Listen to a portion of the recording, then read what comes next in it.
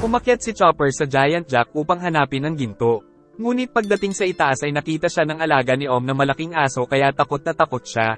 Giit ni Om na si Chopper daw ang ikatlong nakarating sa lugar, saka nagtanong kung siya ang pumatay kay Gedatsu. Umaatres si Chopper nang makita ang bangkay ng isang Shanjan warrior. Saka nilabas ng priest ang espada kaya inisip ng reindeer na patay na siya. Samantala si Reiki ay nagtataka kung bakit nasunog ang mga kasama niyang warrior. Nang makita niya si Kamakiri, kaya nalaman niya mula sa lalaki na si Enel ay hindi nila matatalo dahil kidlat ang katawan nito. Kaya umalis si Reiki para sabihin kay Viper ang natuklasan. Dahil bopol sa direksyon si Zoro ay paikat-ikot lang siya sa sacrificial altar. Nang matawa ang ibon ay nag-alitang swordsman, ngunit naisip nitong may pagkain sa bag kaya kinuha ito ng ibon kasama si Zoro sa himpapawid. Si Luffy naman ay nakarating sa pinakadulo ng katawan ng ahas. Pero dahil akala ay nasa loob siya ng normal na kuweba ay inatake niya ito ng napakalakas pero walang nangyari. Sa halip ay nagkaroon ng lindol at nahulog ang ating bida. Takot na tumatakbo si Chopper. Tapos nagtago siya mula sa priest, subalit ginamit ni Om ang kakayahan ng espada para mahiwa ang mga bato at matamaan ang reindeer doctor. Naramdaman ni Aiza na may natalo na naman kaya tumalon ito para hanapin si Reiki ngunit sumunod si Nami para pigilan ang bata. Umiinom ang ahas kaya sa loob ng tiyan nito ay tinangay ng maraming tubig si Luffy. Samantala napilit na ni Nami na sumakay sa waiver si Aiza, ngunit nakita nila ang malaking ahas. Si Luffy naman ay nagtataka kung paano nagkaroon ng tubig sa loob ng kuweba. Kaya nagalit siya at sinipa ito at pinagsusuntok kaya halos mabaliw ang ahas sa sakit pero hinabol pa rin sila Nami. Naglalaban ang dalawang mandirigma nang may marinig sila dahil ang ahas pala ito na humahabol kay Nami. Nakain ito ang dalawa, subalit nakatakas naman sila Nami mula dito. Si Zoro naman ay hindi pa rin binibitiwan ng bag niya. Nang muntik na silang makain ng malaking ahas kaya binilisan ng paglipad pero humahabol pa rin ito. Kaya naisip ng ibon na ialay si Zoro para makatakas siya sa ahas. Patungo pa rin si Viper sa kinaroroonan ni Enel, ngunit gamit ang espada ay pinigilan siya ni Om. Dumating si Gunfall at sinabing wala daw sa itaas si Enel. Dahil nagpunta daw siya at nakitang winasak na nito ang templo ng Sky Island. Nahulog si Zoro at tumama sa malaking bato. Ngunit sumakto siya sa kinaroroonan nila Om. Tapos nasundan din siya ng malaking ahas doon. Nagharap-harap ang apat na may kanya-kanyang pakay at pinaglalaban. Samantalang si Luffy ay nagwawala na sa loob ng tiyan kaya nababaliw na ang ahas sa sakit. At nakakyat na rin ito kaya magsisimula na ang showdown. Sa pagbaril ng buzuka ni Viper ay nagsimula ang kanilang labanan. Sumugod si Zoro kay Viper at sinalag naman ang sapatos nito tapos tumalon at tumira ng buzuka. Muling nagharap ang dalawa ngunit nakita ang malaking ahas kaya pareho silang tumakas mula dito. Tapos muntik nang tamaan si Zoro ng uppercut ni Holy. Giit ni Om na siya daw ang nag-training at nag-breed kay Holy kaya napakalakas ng alaga niya. Sumugod si Gunfall at nasalag naman ni Om ng espada. Samantala sila Nami ay hinahabol naman ng Divine Soldiers. Kaya mapipilitan daw silang umakyat sa Giant Jack at naramdaman daw ni Aiza na nandoon si Viper. Patuloy pa rin ang pag-atake ng ahas kay Zoro. Nang sa gilid ay nakita ng swordsman si Chopper na wala ng malay. Ngunit naapakan ni Zoro ang trap ni Om kaya nasugatan siya. Kinuha niya si Chopper pero wala na itong malay. Kaya binalak ni Zoro na patayin si Om. Samantala ang mag-amang sila Kones at Pagaya naman ang nagbabantay sa barko at nag-aalaga kina Sanji at Usopp. Patuloy pa rin ang habulan ng mga Shanjan Warrior at Divine Soldiers. At si Reiki ay nagmamadali para sabihin kay Viper na hindi matatalo si Enel. Samantala si God Enel ay natutuwa lang sa panunood sa mga nangyayari. Nakailag si Gunfall sa bazooka ni Viper. Nais makipagtulungan ni Gunfall sa Warrior ngunit ayaw makinig nito saka muntik nang nakain ng ahas ang Sky Knight. At tinira naman ito ng bazooka ni Viper pero walang epekto sa matigas na balat nito. Muling sumugod ang ahas kaya sa loob ng tiyan nito ay kawawa si Luffy. Samantala si Zoro naman ay kinakalaban na ang priest na tumalo kay Chopper. Ngunit sa isang iglap ay tinamaan siya ng espesyal na espada nito. Giit ng priest na ang espada niya ay gawa sa iron clouds kaya nag-iiba ang shape pero napakatibay. Umatake ito muli ngunit nasalag na ito ng swordsman. May dumating na 5 divine soldier sa lugar. Ngunit dumating din ang 3 malalakas na warrior ni Viper. Naisipan ni Luffy na maghukay sa inaakala niyang kuweba gamit ang bato kaya nakikiliti dito ang malaking ahas. Kalaunan ay dumating na rin sila Nami na hinahabol ng 3 pang divine soldiers. Ngunit bago sila mapatay dumating sila Zoro at Viper para iligtas sila sa mga kambing. Pinapalis ni Viper si Aiza sa tabi ni Nami, saka siya tumira ng bazooka pero nailigtas sila ni Gunfall. Ngunit dahil dito ay nakain sila ng malaking ahas na agad na nilunok. Umatake si Om sa 2 mandirigma, kaya bagsak silang pareho. Samantala sila Nami ay nahuhulog sa katawan ng ahas. Umatake ang isang tauhan ni Viper para ipaghiganti ang leader nila pero hindi tumama kay Om dahil sa isang kambing. Saka naman ginamit ni Holy ang kakayahan kaya nasapok ang isang Shanjan warrior at tumalsik sa malayo. Tapos may lumabas na Iron Cloud sa lupa kaya natusok ito, at gumawa naman ng napakalaking net si Om para makulong ang mga tao sa loob para sa deathmatch. Muling bumangon si Zoro at pati na si Viper na agad na sinipa ang isang kambing patungo sa Iron Net kaya labis na nasaktan. Naglaban ang mga tauhan ni Viper at mga Divine Soldier. Samantala si Reiki ay malapit na sa kinaroroonan nila. Hanggang sa makita ng dalaga ang malaking net na gawa ni Om. Mabilis siyang tumakbo at sinabi kay Viper na hindi nila matatalo si Enel dahil ang katawan nito ay kidlat. Ngunit biglang nasa likod niya na si Enel pero dahil nasa loob ay walang magawa si Viper. Binaril ni Reiki si Enel sa katawan pero wala itong epekto kay Enel. Inatake ng isang kambing si Viper ngunit wala siyang pakialam sa sariling katawan. Tapos sa isang iglap ay ginamit ni Enel ang malakas na kidlat sa katawan ng dalaga. Ang kambing ay nginudngod ni Viper ang mukha sa Iron Net. At nagpatuloy ang deathmatch ng mga nasa loob. Mabilis na umatake si Holy sa dalawa, tapos umatake din kay Zoro si Om pero nakontra nito. Kay Viper naman ay umatake ang isang kambing ngunit mabilis lang itong binalibag ng Shanjan warrior sa lupa. Ligtas naman sila Nami sa loob ng tiyan ng ahas ngunit kailangan nilang makalabas dito bago sila matunaw. Kalaunan ay napansin nila Nami ang kakaibang tunog sa madilim na bahagi ng tiyan ng ahas kaya naghanda sila. Nang makita na si Luffy lang pala ito na umiiyak na dahil hindi daw siya makalabas sa kakaibang kuweba, kaya pinaliwanag ni Nami na nasa loob sila ng tiyan ng ahas. Nagtanong si Aiza kung sino ito, sinabi ni Nami na sa kasamaang palad ay ito ang captain nila kaya ipinagtaka ng mga kasama na isang engot pala ang captain ng Straw Hat Pirates. Sa puwet daw sila dumaan sabi ni Luffy, pero mas maigi na daw ang mabulok sa tiyan nito sabi ni Nami. Nagtataka daw si Nami kung bakit nababaliw ang ahas, pero nang malaman nila na kagagawan pala ito ni Luffy ay sinapok na naman ni Nami ang kanyang captain. Kaya nagpaikot-ikot ang ahas dahil sa sakit. Dahil dito ay nahulog sila sa mas malalim na parte ng katawan ng ahas na naiiyak na dahil sa sakit ng tiyan. Nagalit ito kay Viper kaya nagsimula siyang kainin nito. Tapos tumira siya ng kanin sa ulo ngunit walang epekto. Kaya tinira ni Viper ang dila nito na nasunog. Nakailag si Zoro sa atake ng espada ni Om. Pinagtitira ni Viper ang malaking ahas gamit ang bazooka pero muling umatake ang ahas sa kanya. At kahit na anong gawin niyang atake ay mukhang hindi niya matatalo ang malaking ahas na ito. Muling nakailag si Zoro sa atake ng priest sa kanya. At hindi niya mahanap si Om pero naatake pa rin siya nito gamit ang Iron Cloud kaya wala siyang nagawa kundi ang umilag. May dumating na isang kambing ngunit isang sapok lang ito ni Zoro. Tapos napatay na rin ni Om ang isa pang Shanjan warrior. Sumugod si Zoro gamit ang two-sword style hawk pero gumawa ng pader na bakal ang kalaban gamit ang Iron Cloud. Hindi pa rin siya makalapit dahil sa tila letigo na espada ni Om. Kaya gumamit si Zoro ng long-range attack ngunit nakontra lang ito ng atake ni Om. At wala ulit siyang magawa kundi ang tumakbo. Samantala ang isang Shanjan warrior ay mabilis lang na tinapos ni Holy. Nag-concentrate si Zoro at ginamit ang three-sword style na mas malakas na long-range attack kaya nagawa nitong makontra ang Iron Cloud ni Om at tagumpay na tinamaan sa katawan ng priest. Sa loob naman ng tiyan ay nahuhulog pa rin sila Nami. Niligtas ni Gunfall si Iza at pagdating sa ibaba ay nagpalobo ang bida para hindi sila masaktan. Tapos inakala niyang natunaw na si Nami kaya nasapok siya ng navigator. Samantala si Iza ay galit pa rin kay Gunfall kaya kinuha ang sandata ng Sky Knight. Humingi naman ng tawad ang dating pinuno ng Sky Island ngunit itutuloy pa rin ni Iza ang pagpaslang sa matanda pero pinigilan siya ni Luffy. Nagpunta naman si Enel kay Robin dahil sa kahangahangang mga nadiskubre ng dalaga. Samantala nakita nila pa gaya ang isang Divine Soldier na nasa ilalim noon ni Gunfall. Sinabi nito sa kanila ang maitim na plano ni Enel dahil balak daw nitong pabagsakin ang buong Sky Island sa Blue Sea.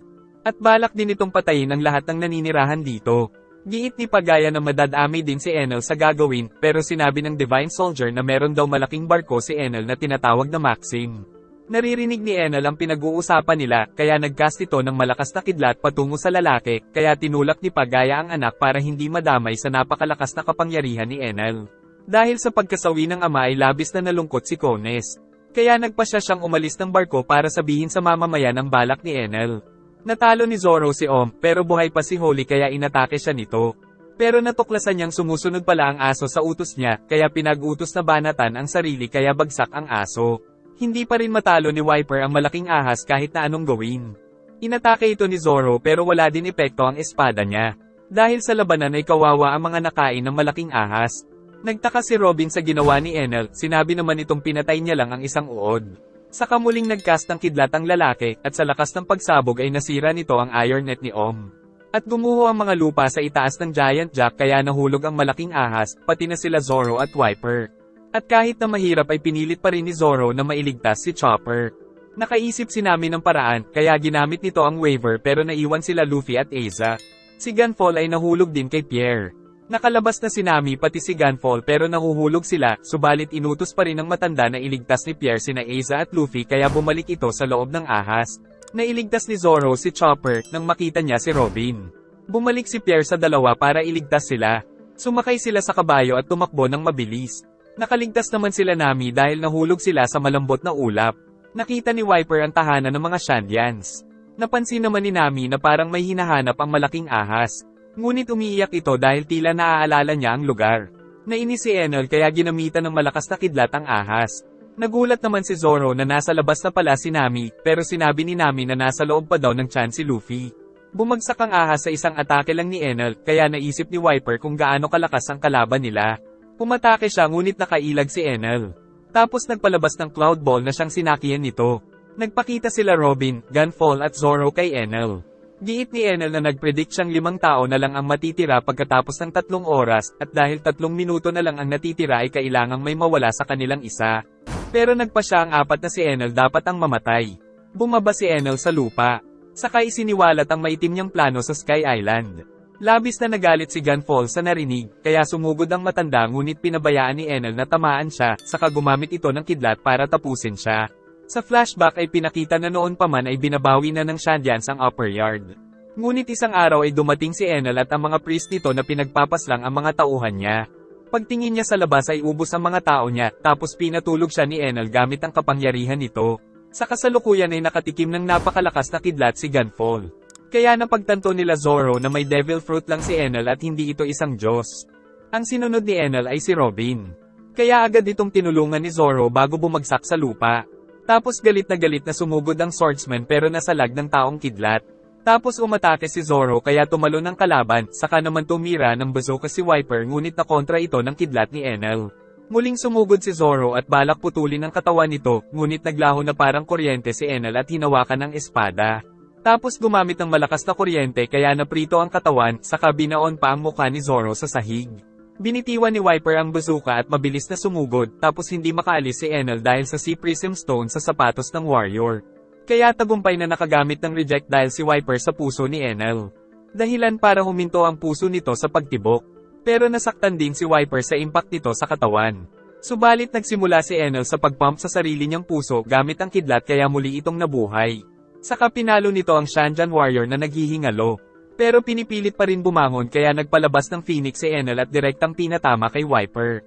Bumangon si Zoro at kinuha ang Sea Prism Stone, ngunit nagpalabas naman ng isang tiger si Enel na direkta ring tumama sa kanya kaya bagsak na rin ang swordsman. Dahil dito ay si Nami na lang ang natitira. Nang mapansin na tumayo pa rin si Viper sa kabila ng matinding pinsala. Kaya ginamit ni Enel ang pinakamalakas niyang atake sa Shandian warrior. Dahil walang magawa si Nami ay nakiusap siyang maging alipin na lang ni Enel. Pumayag naman ito, kaya sumunod na si Nami sa bago niyang master.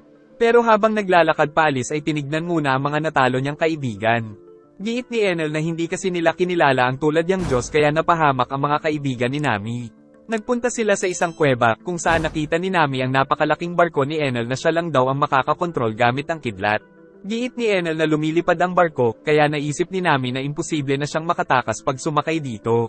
Samantala si Luffy ay nasa mata ng malaking ahas. Sinuntok niya ito kaya naiyak tapos umakyat sila at lumabas sa bunganga nito. Mabilis na nagtungo si Luffy sa itaas ng hagdan para ipagdiwang ang kalayaan niya. Nakilala naman ni Aiza na ito ang tunay na tirahan ng mga Shandians. Nakita ni Luffy na natalo sila Zoro, ngunit wala doon si Nami. Umiiyak si Aiza kay Viper at sinabi nitong si Enel ang salarin. Nagising si Robin at sinabing kinuha si Nami. At dagdag pa nitong balak ni Enel na tapusin ang buong Sky Island. Samantala sa Angel Island ay binalaan ng mga sundalo na huwag magtiwala kay Kones at Pagaya. Kaya habang papunta ang dalaga ay pinaulanan siya ng mga palaso. Ngunit matapang pa rin na sumugod hanggang sa tamaan si Captain McKinley kaya talsik. Tapos nabangga pa ito ng waiver ni Kones. Ngunit siguradong walang maniniwala sa kanya dahil itinuturing na siyang kriminal. Kaya natatawa na lang sa kanya si Enel. Nalaman ni Nami na nagagawa pala ni Enel na malaman ang nangyayari sa Sky Island gamit ang kanyang mantra at Devil Fruit Power. Kaya pinagpawisan si Nami dahil sa nakakatakot na kakayahang ito ng kaharap niya. Pero natigilan si Enel dahil meron siyang narinig. Sinasabi ni Kone sa mga tao na balak ni Enel na tapusin silang lahat pati na ang buong Sky Island. Pero ayaw maniwala ng mga ito sa isang kriminal. Sumugod ang isang sundalo pero agad na natutukan ng bazooka. Kaya pinilit na lang niya ang mga tao na magpunta sa Cloud End para makaligtas ang mga ito sa gagawin ni Enel.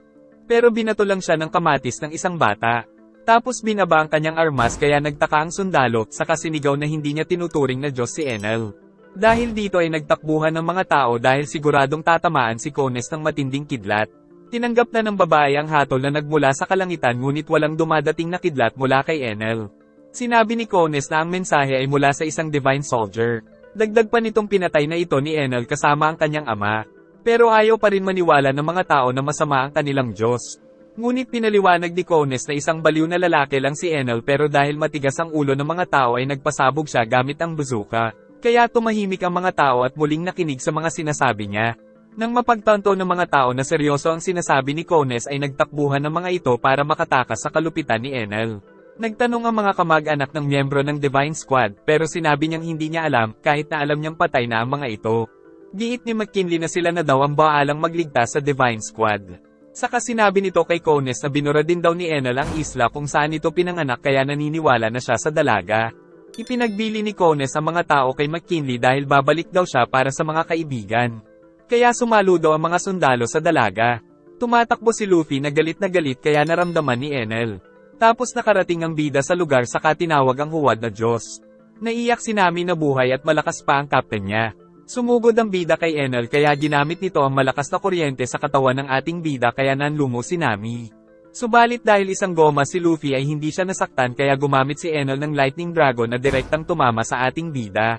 Tapos nag-teleport sa harap at gumamit ng 100 million volts sa mukha ni Luffy, at habang sumasabog ay naisip ni Nami na hindi tumatalab ang kuryente sa taong goma. Dahil dito ay hindi maipinta ang pagmumukha ni Enel dahil hindi niya matalo ang ating bida.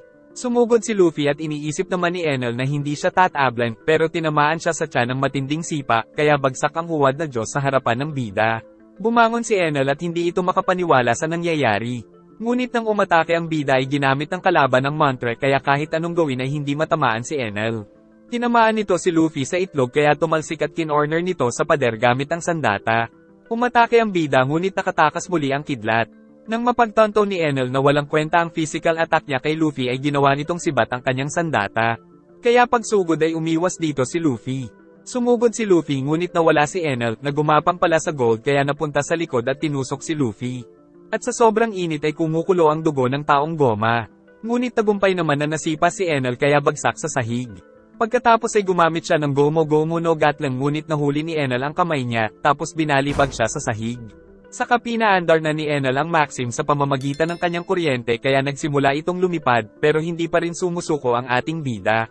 Dahil sa pagyanig ay nagmamadali na ang mamamayan na tumakas sa lugar sa pamumuno ng mga sundalo.